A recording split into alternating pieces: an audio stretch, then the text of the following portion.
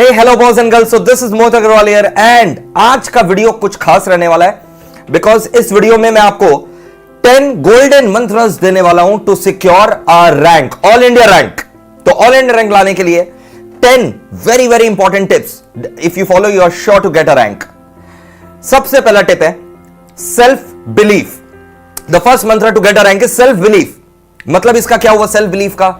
मतलब कि सबसे पहला स्टेप है रैंक लाने का कि आपको सोचना पड़ेगा कि यस मैं रैंक ला सकता हूं, I am a rank holder. इससे क्या होगा? It will inculcate inside you the habits of a rank holder.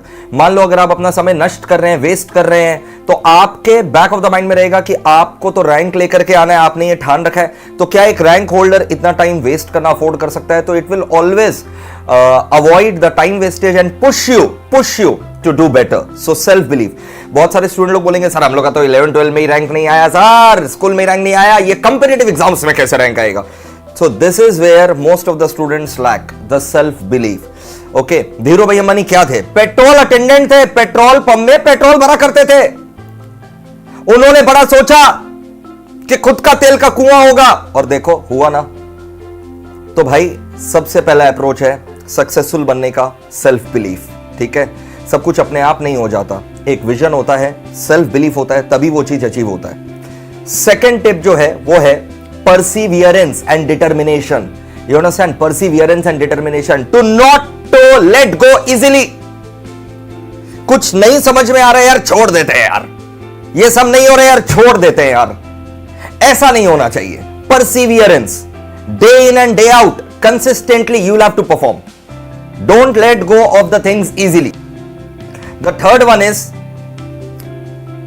जो कि एकेडमिक में बहुत इंपॉर्टेंट रहता है, वो भी परसिवियरेंस से रिलेटेड ही है। Do not skip any topic, don't skip any topic. पता चला आप जो चैप्टर छोड़ करके गए उस चैप्टर से 16 मार्क्स का क्वेश्चन आ गया, then you are dead duck. So do not skip any chapter. Fourth, और मतलब इसका इंपॉर्टेंस सबसे ज्यादा है, कंसेप्चुअल अंडरस्टैंडिंग। अगर आपका कंसेप्ट क्लियर नहीं है तो आपका रैंक नहीं आ सकता। कितने सारे पेजेस है, कितना रट लोगे? असंभव है, it's humanly impossible. So you have to focus on conceptual understanding. Concept clear है तभी जाकर के वो याद होगा, कंसेप्ट क्लियर नहीं है तो याद हो भी गया तो भूल जाओगे। तो कंसेप्चुअल अंडरस्टैंडिंग इज अ की। Fifth and the most neglected one is revision. In fact जो टीचर लोग रिविजन नहीं करवाते उन लोग तो बोलते हैं कि नहीं रिविजन तो अपने आप ही कर लेना चाहिए। नहीं भाई, रिविजन जो है पैरामाउंट इंपॉर्टेंस। आप कितना भी अच्छे से प्रिपेयर कर लो, but if you are not well revised you will never be able to perform. And मैं तो अपनी जिम्मेदारी समझता हूं स्टूडेंट लोग को रिविजन भी करवाना। तुम मेरा रिविजन क्लास देखो, प्लेलिस्ट जाकर के देखो, तुमको पता चलेगा मैं रिविजन को कितना इंपॉर्टेंस देता हूं। No matter how well you are prepared, how well your concepts are, but if you fail to revise then you are a dead duck again. तो रिविजन करना बहुत जरूरी है भाई। Sixth one, again one of the most neglected things which a rank holder will never neglect is a written practice.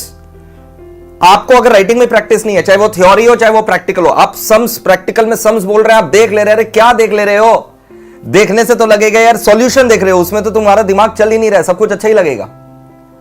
तो ऐसा नहीं होना चाहिए। Written practice is again of paramount importance. Seventh जो है वो है, ये एकेडमिक से हट करके है, बट आपको एक रैंक होल्डर का ये ट्रेट है, warrior attitude inside you. Warrior attitude मतलब एक सोल्जर की तरह आपको परफॉर्म करना पड़ेगा। मतलब the life is not going to be easy for the 6 months for which you are going to prepare for rank, और फॉर द लास्ट 2-3 months जिसमें we go out all guns blazing. एक soldier warrior attitude होना चाहिए, do और die situation होना चाहिए आपके लिए। तो वॉरियर डू और डाई सिचुएशन, करेंगे या मरेंगे, वैसा वाला स्थिति जो है ना, जब आपके अंदर वो डू और डाई सिचुएशन आ जाता है, ठीक है, तब जाकर के आपका रैंक निश्चित है। मतलब कोई रोक नहीं सकता आपको अगर आपके अंदर एक वॉरियर एटीट्यूड आ जाता है।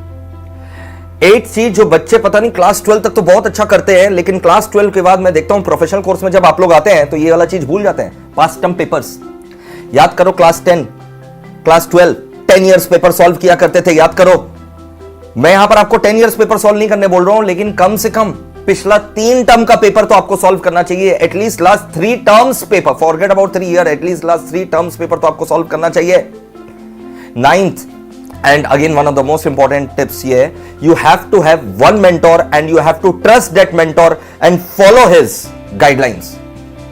टू मेनी मेंटोर्स, अगेन अलग अलग स्ट्रैटेजी रहेगा, तो पता चला आप मिक्स करके किसी का भी बेस्ट यूज नहीं कर सके. तो आपको एक मेंटोर जो है, जो आपके साथ रेगुलर इंटरेक्ट करे, एक मेंटोर जो है वो होना जरूरी है. आप उसको ट्रस्ट करिए, उसको फॉलो करिए. ये 9th स्ट्रैटेजी है. एंड लास्ट और बहुत इंपॉर्टेंट अगेन, कि आप जो है ना रूटीन वाइज स्टडी करिए. रूटीन वाइज स्टडी मतलब सेट स्मॉल टारगेट्स, कि जैसे मैं क्या करता हूं, नेक्स्ट डे का जो टारगेट्स है वो मैं when I go to bed the previous day, I make sure that next day whatever goals I have, whatever targets I have, I jot it down on my cell phone so that routine wise जो है वो preparation हो सके, routine wise जो है काम हो सके. नहीं तो समय कहाँ बीत जाएगा आपको पता भी नहीं चलेगा. ठीक है, तो हमेशा नेक्स्ट डे का टारगेट जो है आप सोने के पहले जो है पहले से लिख लिया करो. तो ये थे 10 tips, 10 traits of a rank holder. Hope to see you as a rank holder very soon. चलो, take care, lots of love, bye bye, and subscribe कर लो. It's a way of saying thank you. Subscribe the channel and press the bell icon.